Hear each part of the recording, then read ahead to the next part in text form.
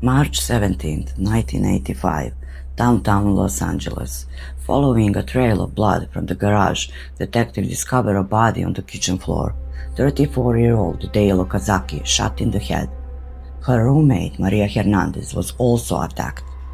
The same gunman fired at her, but the bullet miraculously ricocheted off the keys she was holding. Maria survived. Less than an hour later, police received another call. A 30-year-old woman, Kai Lian Yu, was found shot in the chest, left for dead in the middle of the road. On March 27th, a double homicide and robbery occurred. A man was executed in his sleep, shot in the head. In the bedroom, a woman was assaulted, her body mutilated and her eyes removed. The victims were Maxine and Vincent Zara. The ballistics matched the previous cases. Another critical clue left by this ruthless killer was the shoe print where he climbed through the window. Between February 25 and March 20, 3 children were snatched from schoolyards or bedrooms. They were assaulted and discarded. Their description of the preparator was a chilling match to Maria Hernandez's description. On May 40, 1985, forensics entered the Doi residence. 66-year-old William Doi was shot, while his wife Lillian was beaten, assaulted, and robbed. William managed to call for help, saving his wife before he passed away.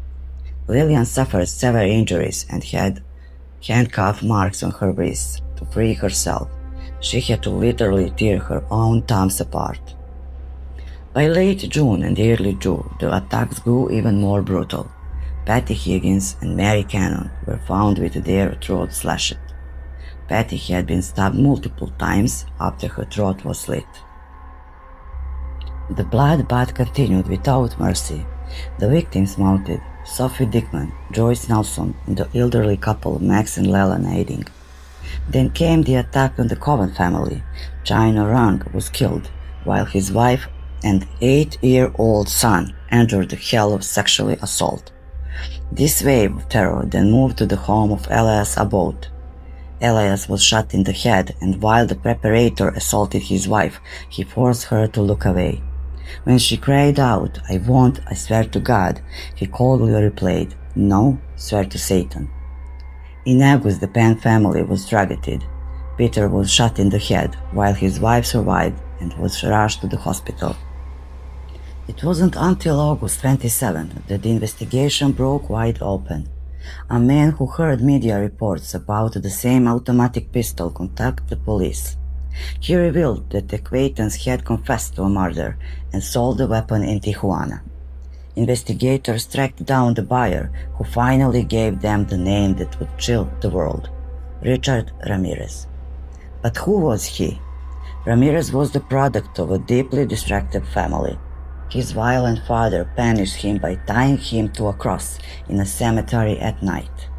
Such trauma would shatter a stable adult, but for a child it meant total psychological ruin. This was compounded by his cousin Miguel, a Vietnam veteran who showed him gruesome photos of war atrocities. We can only speculate at why a grown man would expose a child to such images, but the mental scarring was evident. The final blow to Richard's fractured mind was witnessing Miguel murder his own wife. Though raised Catholic, Ramirez later claimed in interviews that worshipping Satan gave him freedom, a freedom that for his victims meant only death. On August 30, 1985, while investigators were preparing for an arrest on the other side of town, Richard Ramirez attempted to hijack a car from a woman.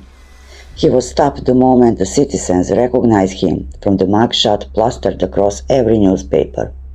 The mob beat him so severely that when the police arrived, they had to rescue him from the hands of the enraged crowd, an anger that was entirely justified. During the arrest, the cameras captured one of the coldest stares of a serial killer, looking as if he were truly guided by the devil himself. The trial was a total circus, ranging from his erratic behavior to his crazed female followers. He wore dark sunglasses and waved to the cameras in the courtroom, acting like a rock star rather than a man who had committed unspeakable atrocities. He drew a pentagram on his pen and displayed it to the cameras with total indifference. When he was sentenced to death, he showed no remorse. His cold words were truly shocking. Big deal. That's always went with the territories. I'll see you in Disneyland. I'm not so sure that prison was Disneyland for him, especially since he was on death row, but one thing is certain. Richard Ramirez entered history in the worst way possible, marking himself as one of the most notorious serial killers and a follower of Satan. Another unbelievable thing followed this man. While behind bars, he actually married a woman who had fallen in love with him. Richard Ramirez never met the hand of execution, but he spent nearly 30 years on death row, where he died of cancer in 2013. The American hand of justice made no hair finish him, but another hand surely did. If you enjoyed this video, please leave a like, a comment and hit the subscribe button to stay notified about new uploads.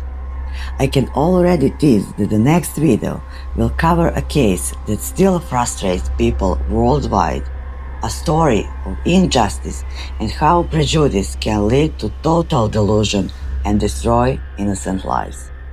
I am Jaxie. Thank you for watching Diabolical Files. See you in the next video.